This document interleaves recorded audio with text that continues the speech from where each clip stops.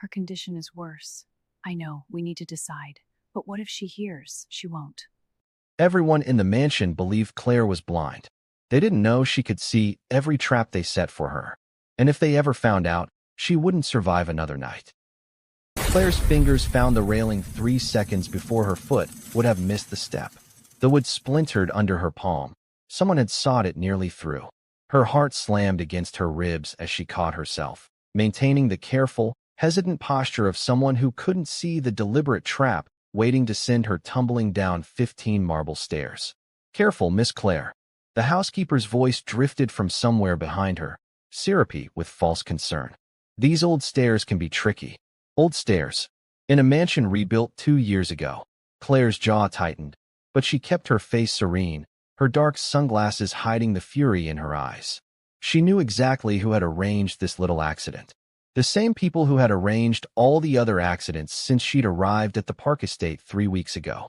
"Thank you, Mrs. Shin," Claire murmured, feeling her way down each step with exaggerated care. "I'll be more cautious." She could see perfectly. The sabotaged railing.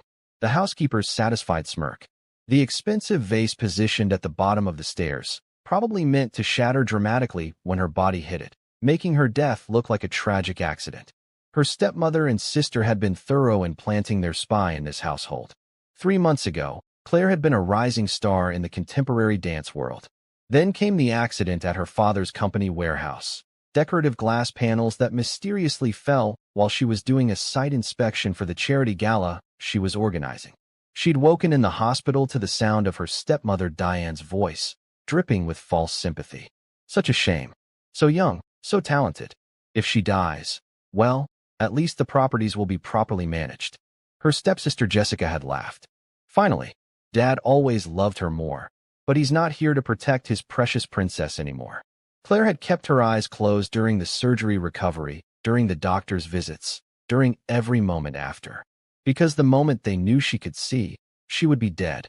The properties her father left her, the companies, the studio, the building in Manhattan, they wanted it all. And a blind, helpless Claire was easier to kill than one who could fight back. The marriage arrangement had been their masterstroke.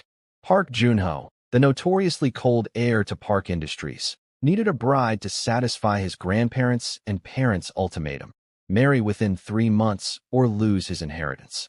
When Diane had offered her poor, blind stepdaughter as a charitable gesture, Park Jun-Ho's grandparents had accepted immediately. After all, what was one more business transaction, especially since it had to do with their stone-hearted grandson? And although his parents kicked against the choice initially, they couldn't do anything to change Jun-Ho's grandparents' mind. Claire had then been shipped off like damaged goods, delivered to the Park mansion with her white cane and dark glasses, a perfect victim. Except she'd spent 3 months learning to survive. 3 months memorizing layouts through sound and touch. 3 months moving like she was blind while watching everything. And 3 weeks watching Park Jun-Ho. He was nothing like they said. The tabloids called him ruthless, cold, and a corporate shark without a heart.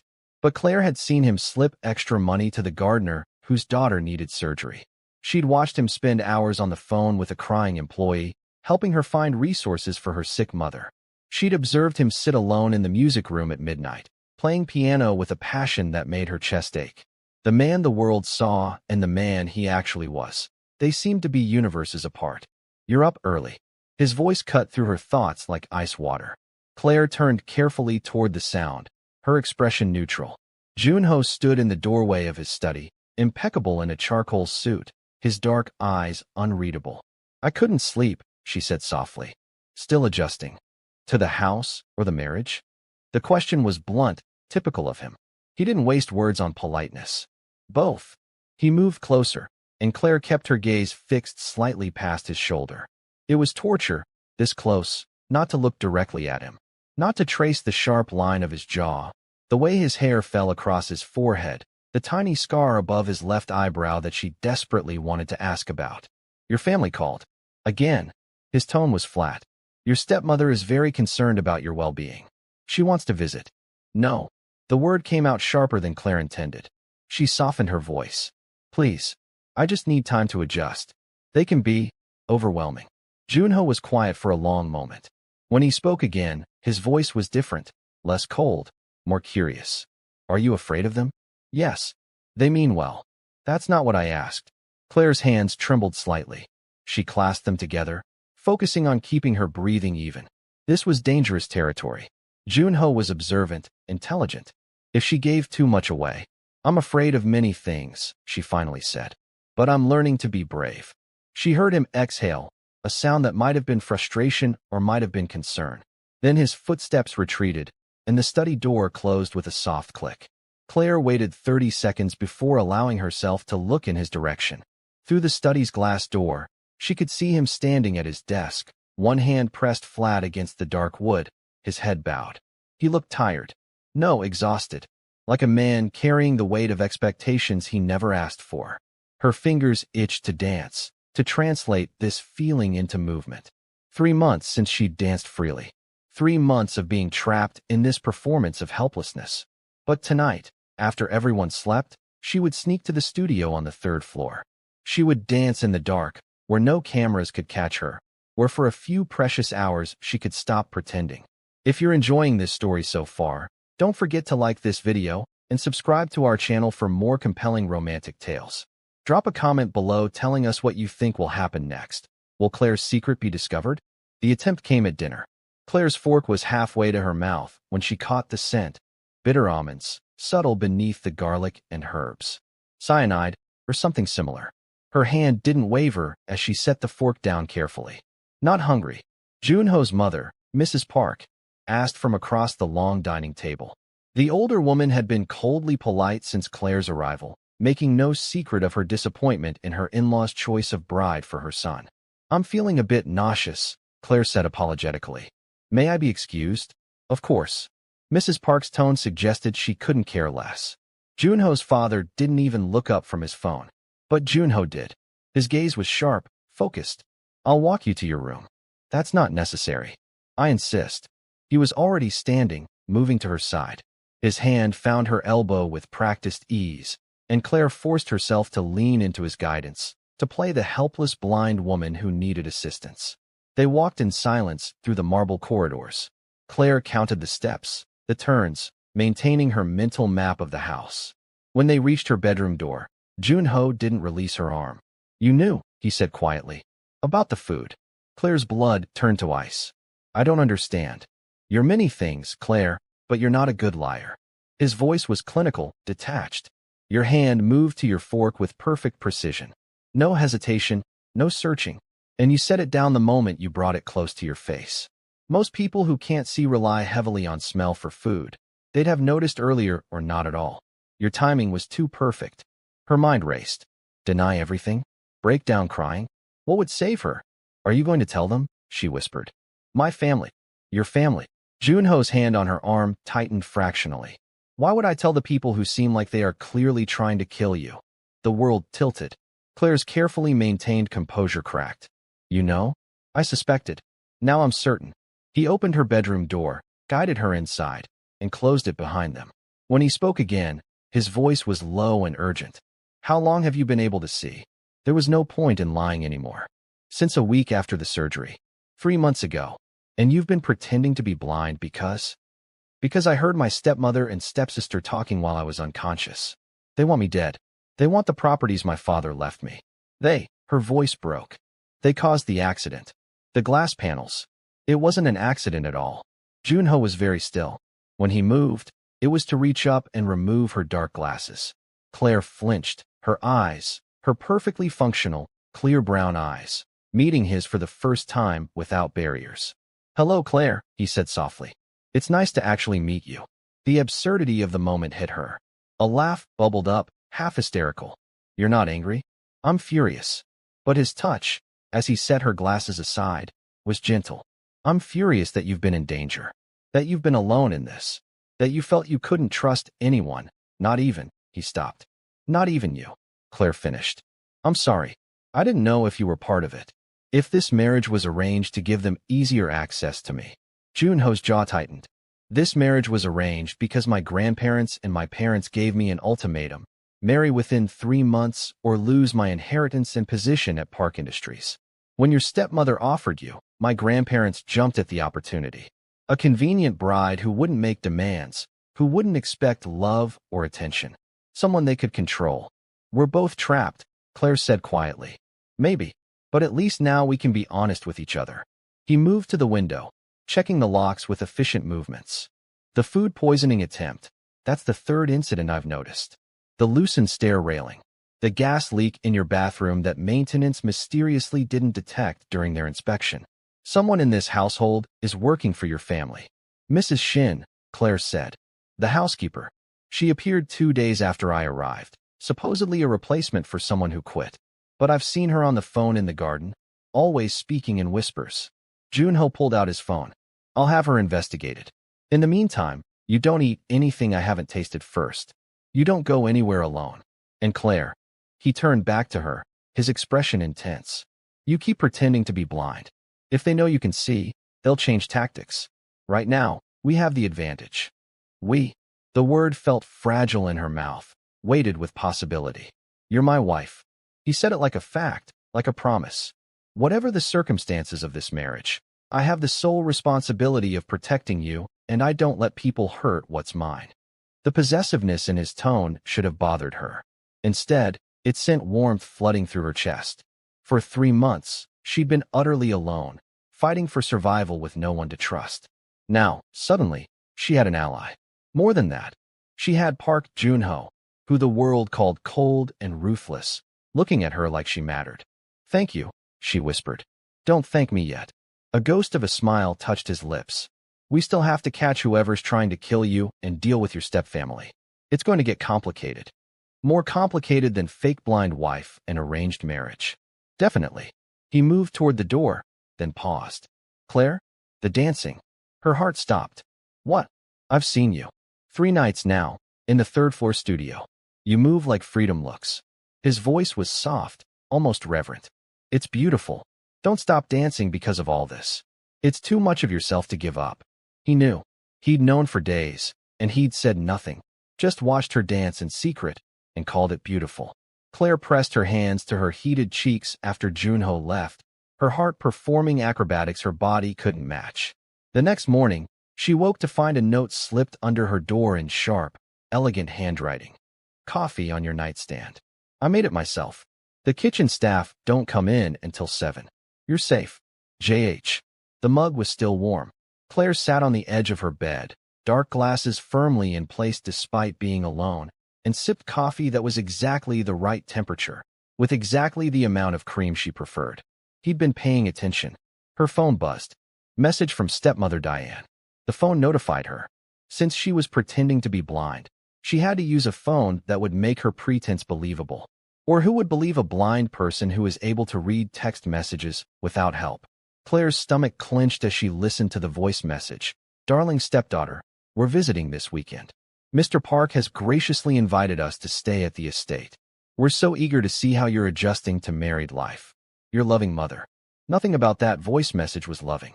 It was a threat wrapped in silk. Claire found Jun-Ho in his study an hour later.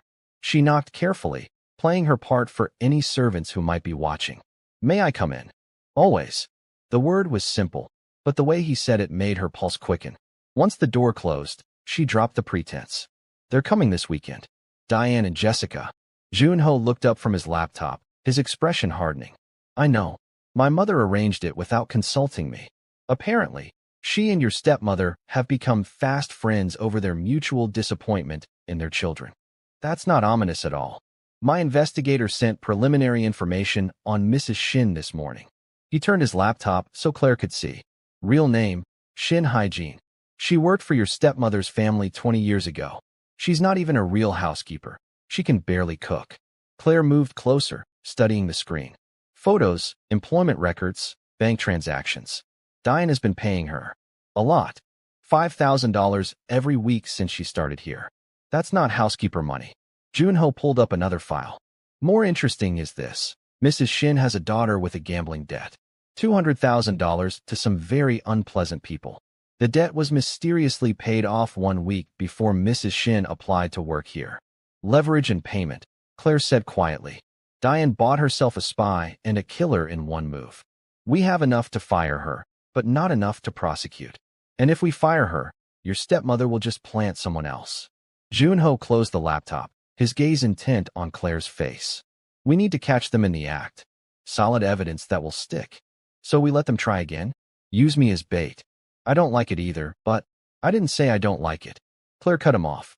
I'm tired of running, of pretending, of letting them control my life through fear. If this weekend is our chance to end this, then I'm ready. Jun-Ho stood, moving around the desk until he was close enough that she could feel his warmth. You're braver than you think you are. I'm terrified, she admitted. But I'm more angry than scared now. They killed my father. I don't have proof, but I know they did. That warehouse fire accident a year ago that took him? It was too convenient. Too perfectly timed right after he told me he was changing his will to protect my inheritance from Diane. Then we make sure they pay for all of it. Jun-Ho's hand lifted, hovering near her face, then dropped. I should warn you. This weekend, we'll need to appear convincingly married. Everyone will be watching, especially your stepfamily. They will all be looking for cracks. Convincingly married, as in I'll need to touch you. Hold your hand. Put my arm around you. Maybe. He cleared his throat. Maybe more, depending on the situation. If that makes you uncomfortable. It doesn't. The words tumbled out too quickly. Claire felt heat creep up her neck. I mean for the act. To sell the deception. That's fine. The corner of Jun-Ho's mouth twitched. Was that amusement? Strictly for the act. Of course. You're laughing at me. I wouldn't dare. But he was definitely smiling now, the kind of smile that transformed his entire face. Though I have to say, for someone who's been pretending to be blind for 3 months, you're surprisingly bad at hiding what you're thinking. And what am I thinking? The smile faded, replaced by an intensity that made Claire's breath catch. That maybe this arrangement isn't as terrible as we both thought it would be. He wasn't wrong. Somewhere between the poison attempts and the late-night conversations and the moment he'd called her dancing beautiful, the marriage had shifted from prison to possibility. Claire was falling for her husband, her cold, ruthless, secretly tender husband, and that was dangerous in entirely different ways. Jun-Ho, she started, not sure what she wanted to say. Her phone rang. Stepmother Diane calling. Her phone alerted her. Claire answered on speaker, her voice carefully timid. Hello. Darling, we'll arrive Friday evening. Jessica and I have so much to tell you about how the company is doing. Your father's company, I mean. We've been managing it so carefully in your absence. Running it into the ground was more like it. Claire had been checking the financial records through her father's old access codes. Diane and Jessica were bleeding the company dry, moving funds to offshore accounts, and selling assets at a loss to their friends. That's wonderful, Mother. I'm so grateful for your care. Of course, darling. And I must say, Mr. Park sounds absolutely charming on the phone. So attentive to you. It warms my heart to know you're being well taken care of.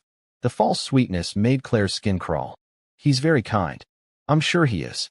See you Friday, darling. Rest well. The line went dead right after. Jun-Ho was watching her with an unreadable expression. You're good at that. The helpless act. More than 3 months of practice. Claire set her phone down, suddenly exhausted. Sometimes I forget where the act ends and I begin. I know the feeling. He moved back to his desk, but his posture was tense. My father called this morning. He wants me to close the Riverside deal by Monday, a property acquisition that will displace 200 families. I've been stalling for weeks, trying to find alternative housing solutions, but he's losing patience with my soft heart. But you're not soft. You're decent. There's a difference. Jun-Ho laughed, but there was no humor in it. In my world, decency is weakness. My father built this empire by being ruthless. My brother, he stopped abruptly. Your brother? Claire prompted gently. Defected to our biggest competitor 2 years ago after stealing clients and proprietary information. My parents don't talk about him anymore. It's like he never existed. Jun-Ho's voice was carefully neutral, but Claire could hear the hurt underneath. They expect me to be twice as ruthless to make up for his betrayal. No weakness. No mercy. Just results. Claire moved closer, abandoning pretense entirely. Is that why you agreed to this marriage? To prove you could be what they wanted? Partly. And partly because I was tired of fighting them on everything. I thought if I gave them this one thing, they'd back off on the rest. He looked at her directly, and the vulnerability in his eyes made her chest ache. I didn't expect you. What do you mean? I expected obligation. Duty. Someone to ignore politely at family dinners and avoid the rest of the time. Instead, I got someone who dances like freedom and fights to survive and makes me want to be better than what they've tried to make me." The words hung between them, heavy with meaning. Claire's heart hammered so loudly she was certain he could hear it. Jun-Ho. A knock at the door shattered the moment. Mrs. Park's voice, cold and imperious. "Jun-Ho, we need to discuss the weekend arrangements." Claire quickly put on her glasses, which she had taken off earlier. Jun-Ho's expression shuddered instantly, the vulnerable man disappearing behind the cold mask. "Come in, mother." Mrs. Park entered, her gaze sliding dismissively over Claire. "Your wife should return to her room. This is business." Claire stays. Jun-Ho's tone left no room for argument. She's part of this family now. A family she can't even see. Mrs. Park's laugh was cruel. "Really, Jun-Ho, I understand duty, but you don't need to pretend she's anything more than a charitable obligation." Claire felt Jun-Ho tense beside her. His hand found hers under the desk, squeezing gently. A silent apology, a promise, a connection. She squeezed back. "Claire is my wife," Jun-Ho said, each word precise and sharp. "You will treat her with respect, or you will not be welcome in my home." "Your home." Mrs. Park's eyebrows rose. "This is the Park family estate. Everything you have is because of your father and me. Don't forget that." "I haven't forgotten anything." Jun-Ho stood, still holding Claire's hand. "If you'll excuse us, my wife needs to rest before dinner." He guided Claire out of the study, his mother's shocked silence following them. Once they were safely in the hallway, out of earshot, Claire breathed. "You didn't have to do that." "Yes, I did." His jaw was tight with anger. "I'm tired of everyone in my life being treated like chess pieces." "You're not a chess piece, Claire. You're—" He stopped, seeming to struggle with words. "You matter. To me. That matters." They stood in the quiet hallway, still holding hands. Claire could feel the war in him. Duty versus desire. Family expectations versus personal truth. She understood it intimately. She'd been living her own version of it for 3 months. "We should practice," she said softly. "For this weekend. If we're going to convince everyone we're happily married, we need to be comfortable with each other." "Practice how?" Claire's courage almost failed her. But she'd survived too much to be a coward about this. "Touch me, like a husband would. So it looks natural when there's an audience." Jun-Ho's breath caught. "Claire, please. I trust you." And she did. Completely. Impossibly. This man who had promised to protect her, who had watched her dance and called it beautiful, who fought his own family to defend her dignity. She trusted him with everything. Slowly, carefully, Jun-Ho's free hand lifted to her face. His fingers traced her jaw, gentle as prayer. "Like this." "Yes." The word came out breathless. His thumb brushed her lower lip, and Claire's eyes fluttered closed despite herself. She felt him step closer, felt his warmth surround her, felt the careful control in every movement. "We should probably practice other things too," he murmured. "Dancing together. Sitting close at dinner. Walking with my arm around you." "Probably."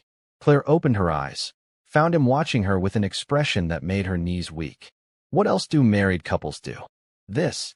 He lifted her hand to his lips, pressing a kiss to her knuckles. "And this." His arms encircled her waist, drawing her close. "And, Jun-Ho." She barely recognized her own voice. "Tell me to stop." But he was already lowering his head, giving her every chance to pull away. "Tell me this is just practice and nothing more." Claire's hands fisted in his shirt. "I'm a terrible liar, remember?" He kissed her then, soft and searching and nothing like practice. Claire melted into him. 3 months of fear and loneliness and desperate hope pouring into this one moment of connection. His hands were careful on her waist, holding her like she was precious, like she mattered. When they broke apart, both breathing hard, Jun-Ho rested his forehead against hers. "That wasn't practice." "No," Claire agreed. "That wasn't practice at all." Friday arrived with unseasonable rain and the kind of tension that made the air feel electric. Claire stood at her bedroom window, watching the town car pull up the circular driveway, and felt her hard-won courage waver. Diane stepped out first, elegant in designer clothes and false smiles. Jessica followed, her eyes already scanning the mansion with calculating greed. "Ready?" Jun-Ho appeared in her doorway, and Claire's heart did its new, annoying habit of skipping when she saw him. 3 days since their kiss, and they'd barely had a moment alone. His parents had kept him busy with business meetings, and Claire had spent the time gathering evidence from her father's old files, building their case. As ready as I'll ever be. She adjusted her dark glasses, slipping back into the blind act like a second skin. Remember, I'm helpless and sweet. You're cold and indifferent. I hate that second part. Jun-Ho crossed to her, his hand finding the small of her back. Even that simple touch sent warmth through her. But I'll play my part. They descended the grand staircase together, Claire's hand on his arm, her steps carefully hesitant. She could hear Diane's voice in the foyer, loud and cheerful as she greeted Mr. and Mrs. Park. There they are. Diane's false warmth washed over Claire as they reached the bottom. My darling girl, let me look at you. Oh, but you can't see me looking, can you? How thoughtless of me. The subtle cruelty made Jun-Ho's arm tighten under Claire's hand. She squeezed gently, a reminder to stay calm. Hello, Mother. Claire kept her voice soft. Thank you for coming. We wouldn't miss it for the world. Jessica's voice came from the left. Your husband's home is absolutely stunning.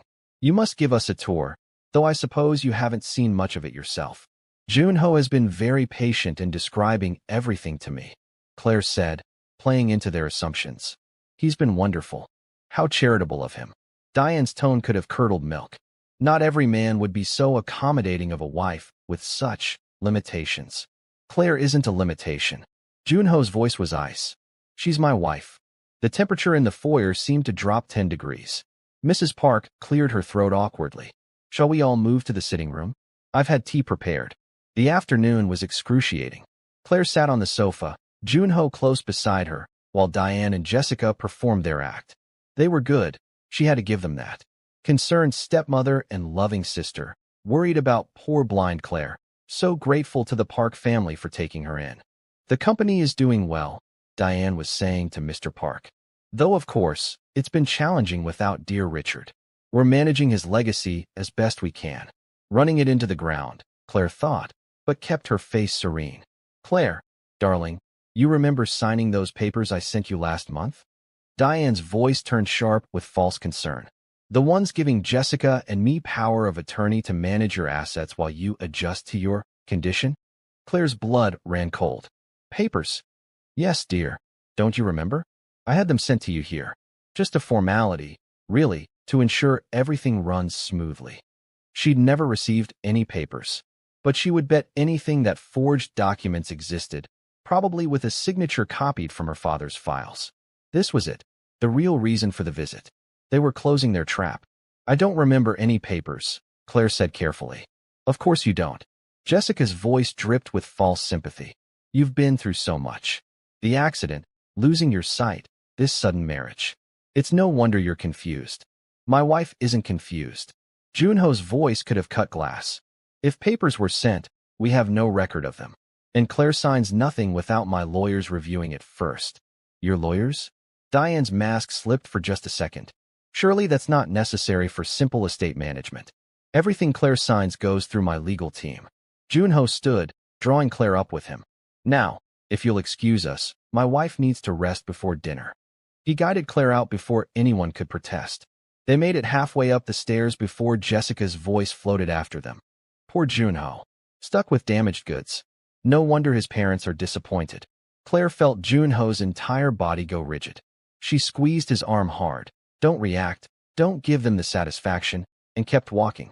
In the privacy of her room, Jun-Ho paced like a caged animal. Damaged goods. She called you damaged goods. I've been called worse. Claire removed her glasses, rubbing the bridge of her nose. Jun-Ho, they're escalating. Forged power of attorney documents means they're getting desperate. Good. His eyes were dark with fury. Desperate people make mistakes. And I have security cameras in every room except the bedrooms and bathrooms. Whatever they try this weekend, we'll have evidence. They'll try tonight. Claire knew it with bone-deep certainty. They can't wait any longer. If they don't get those papers signed, they'll arrange another accident. Then we'll be ready. Jun-Ho stopped pacing, coming to stand in front of her. His hands cupped her face, tilting it up to meet his gaze. I won't let them hurt you. I promise. I know. She did know. This man who had been a stranger a month ago had become her shield, her partner, her. I'm falling in love with you. The words tumbled out before Claire could stop them. I know this started as an arrangement, and I know we barely know each other, but I can't pretend anymore. I'm in love with you, Jun-Ho, and I'm terrified because. He kissed her, deep and desperate, and full of everything words couldn't say. When he pulled back, his eyes were blazing. I fell in love with you the first night I watched you dance. When I saw who you really were, not the act you put on for everyone else. I've been falling deeper every day since. Then we fight for this, Claire whispered. We fight for us. With everything I have. Jun-Ho kissed her again, softer this time. Now, let's catch some criminals. Dinner was a minefield. Claire sat between Jun-Ho and his father, hyper-aware of every movement around the table. Mrs. Shin served each course personally, and Claire noticed how the housekeeper's hands shook when she placed Claire's plate down. Guilt? Fear? Or anticipation? This is delicious, Diane said, her eyes never leaving Claire. You must give me the recipe, Mrs. Park. I'll have Mrs. Shin write it down for you, Mrs. Park replied coolly. The two older women had bonded over their mutual disapproval of their children, but there was still competitive edge between them. Claire pushed food around her plate, pretending to eat. Jun-Ho had already switched their plates when no one was looking, a precaution they'd planned. If the food was poisoned, he'd already had it tested by the private lab team waiting in his office. Not hungry, Claire. Jessica's voice was sweet poison. You're looking thin. The stress of marriage must be difficult. I'm fine, thank you. Of course you are. Diane reached across the table, patting Claire's hand with false affection. Though I do worry about you here, so isolated. No friends, no family nearby. Just strangers taking care of you. Jun-Ho takes care of me. Claire turned her head toward her husband, letting real emotion show on her face. I'm not alone. How touching. Mr. Park's voice was dismissive. Though I hope this sentimentality doesn't interfere with business, Jun-Ho. The Riverside deal needs to close Monday. No more delays. I'm working on it, Jun-Ho said tersely. Work faster. I won't have you prioritizing. Mr. Park's gaze flickered to Claire with barely disguised contempt. Domestic matters over company interests. The insult was clear. Claire was a domestic matter, an inconvenience, a weakness. She felt Jun-Ho's hand find hers under the table, holding tight. After dinner, the group moved to the library for drinks. Claire excused herself, playing her part perfectly. I'm not feeling well. I think I'll turn in early. I'll walk you up, Jun-Ho said immediately. No need to cut your evening short. Diane stood, all false concern. Jessica and I can help Claire to her room. Girl time, you know. I'm sure you men have business to discuss. Every instinct screamed danger, but this was what they'd been waiting for. Claire forced a smile. That would be lovely, Mother. Jun-Ho's hand tightened on hers for a fraction of a second. Be careful, before releasing her. I'll check on you before bed. Claire let Diane take one arm, Jessica the other. They guided her toward the stairs, their grips just a little too tight to be comfortable. Such a beautiful home, Jessica said as they climbed. Shame you can't appreciate it. I appreciate what matters, Claire replied softly. Do you? Diane's voice dropped, losing its sweetness. Do you appreciate, for instance, how completely you're at our mercy right now? No witnesses. Just you and us. The blind girl who could so easily trip on these stairs. Claire's heart raced, but she kept her voice steady. What are you saying, Mother? I'm saying, Diane's grip turned painful, that you've been a thorn in my side since the day your father married me. Everything should have been mine. The company, the money, the properties. But he had to have his precious daughter. Had to protect you. He loved me, Claire whispered. He was a fool. Jessica's voice was venomous. And now you're going to sign everything over to us, darling stepsister. Tonight. Or we'll arrange for you to have a fatal accident. And as your only family, we'll inherit anyway. They'd reached the second-floor landing. Diane pulled Claire toward her bedroom, Jessica close behind. Claire's mind raced. Jun-Ho would be watching through the security cameras, but would he reach her in time? I won't sign anything, Claire said, letting fear creep into her voice, not entirely an act. Oh, I think you will. Diane shoved her into the bedroom. Mrs. Shin has been very helpful. She's prepared a little injection for you. Something to make you more cooperative. You'll sign whatever we put in front of you, and you won't remember a thing. Claire stumbled, catching herself on the bed. Through her lashes, she saw Mrs. Shin emerge from the bathroom, syringe in hand. The housekeeper's face was pale, sick with guilt, but desperate enough to go through with it. I'm sorry, Mrs. Shin whispered. My daughter, they'll kill her if I don't. Your daughter is safe. Jun-Ho's voice cut through the room like a blade. He stood in the doorway, phone in hand, 3 security guards behind him. I had her moved to a secure location this afternoon. The people she owed money to have been paid off and arrested for extortion. She's waiting for you at the police station, ready to give her testimony. Mrs. Shin's face crumpled. The syringe clattered to the floor. Diane spun, her composure shattering. You can't prove anything. It's our word against yours. Actually, Jun-Ho tapped his phone, and his laptop on Claire's desk sprang to life, showing the last 10 minutes of footage. Diane and Jessica's voices played back, crystal clear. You're going to sign everything over to us, or we'll arrange for you to have a fatal accident. We have everything. Jun-Ho's smile was sharp as glass. Threats, conspiracy to commit murder, attempted poisoning at dinner. Yes, we tested the food. Forgery of legal documents, embezzlement from Richard's company. My legal team has spent the week building an airtight case. It's over. Jessica lunged for the door. The security guards blocked her path. You can't do this. Diane's voice rose to a shriek. She's my daughter. I have rights. You have the right to remain silent. 2 police officers appeared in the doorway, Detective Han leading them, which I suggest you exercise. Diane Morrison, Jessica Morrison, you're under arrest for conspiracy to commit murder, attempted murder, fraud, and embezzlement. As the handcuffs clicked into place, Diane's mask finally, completely shattered. This is your fault. She spat at Claire. You ruined everything. Your father never loved me. Only you, always you. I gave him years of my life, and he left everything to you. He left you plenty, Claire said quietly, removing her dark glasses. She met Diane's eyes directly, letting her see clearly for the first time in 3 months. He left you the house, a generous trust fund, security. But it wasn't enough, was it? You wanted everything, and you were willing to kill for it. Diane's face went white. You can see. You've been able to see this whole time. Every move you made. Every attempt on my life. I saw all of it. Claire's voice was steady, though tears burned behind her eyes. Did you kill my father too? The warehouse fire accident.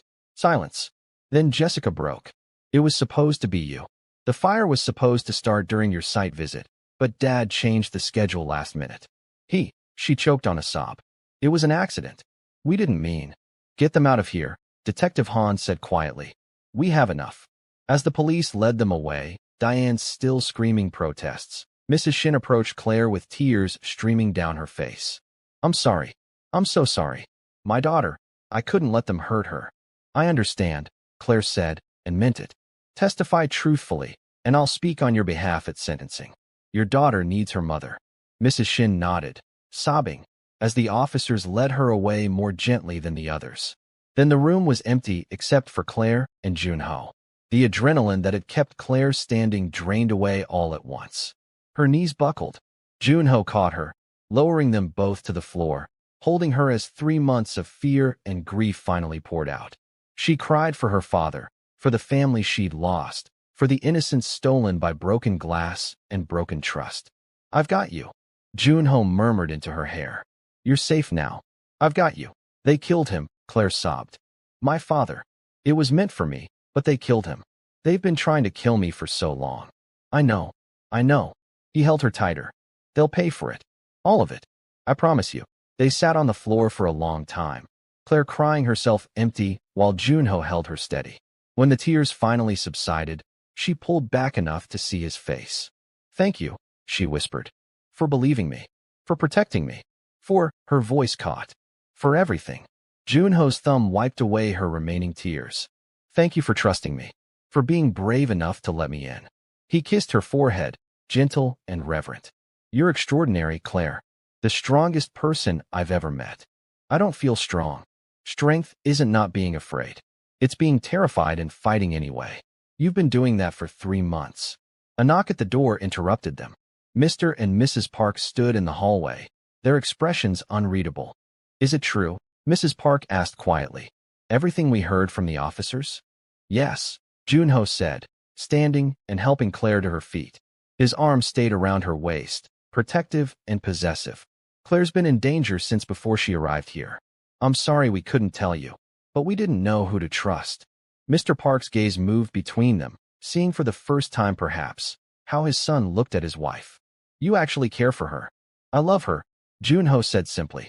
And before you say anything about duty or business or family expectations, you should know that I'm stepping back from the Riverside deal.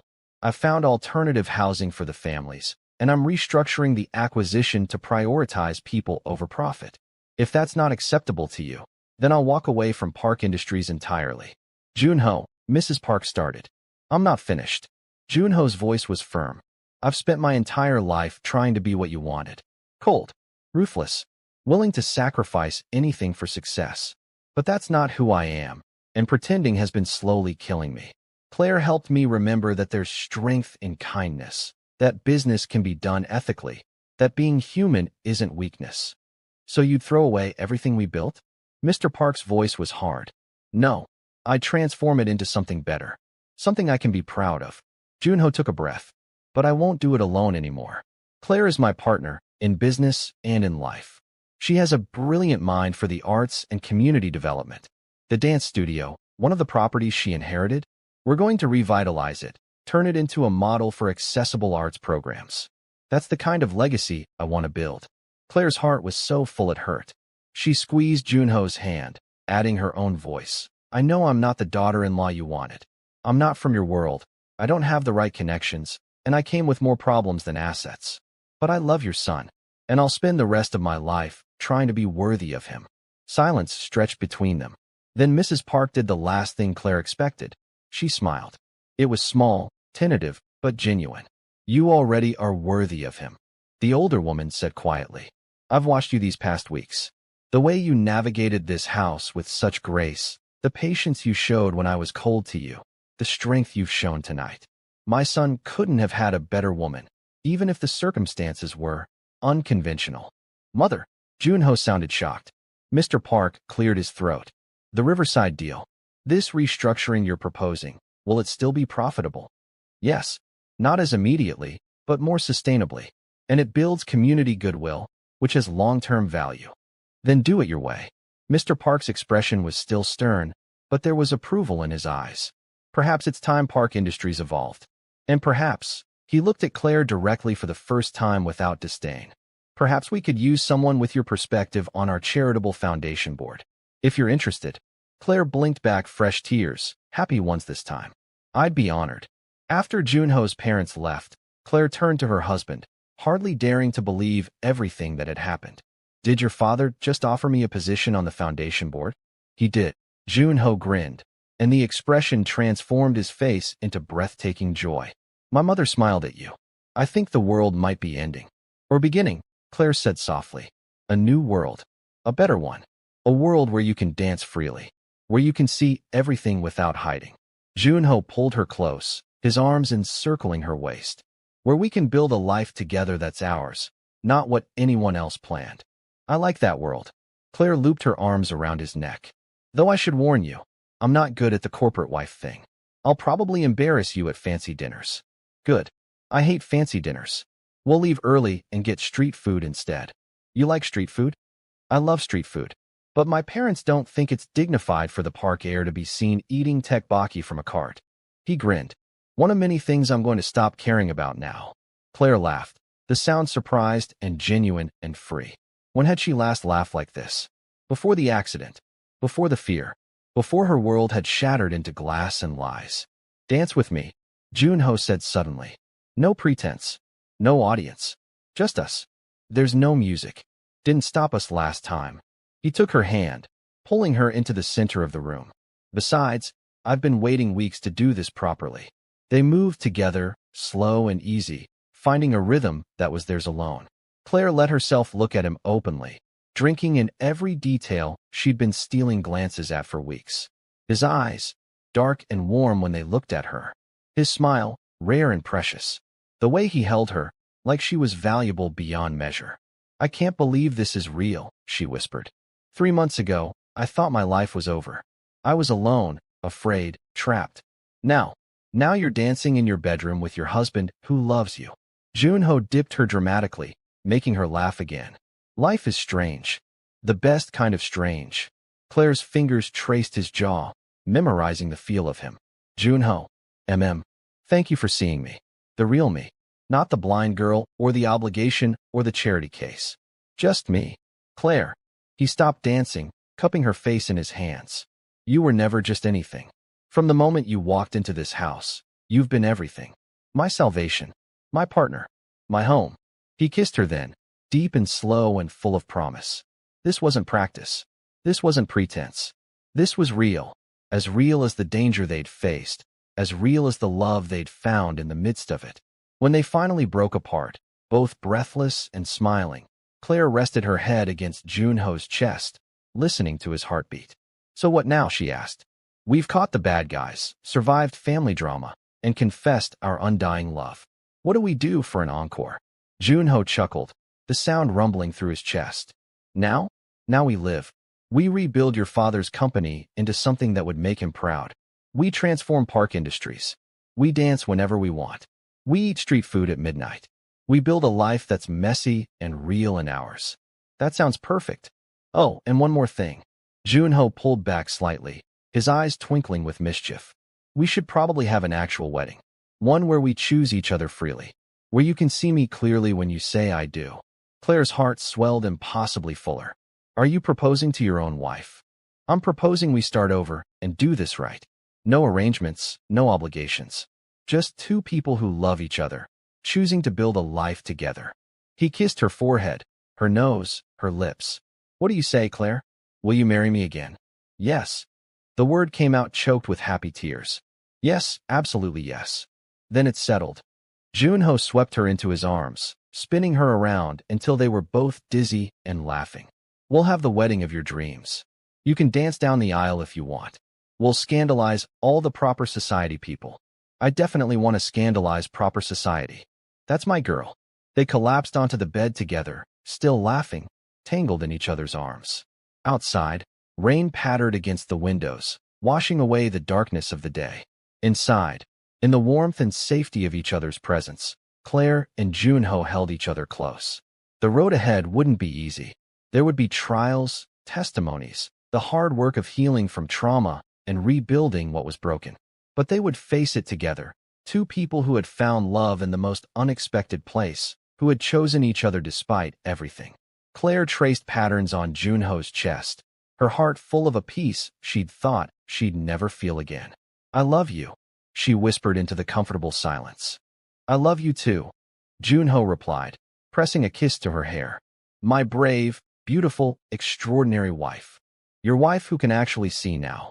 My wife who's always seen what matters most. Who people really are beneath their masks.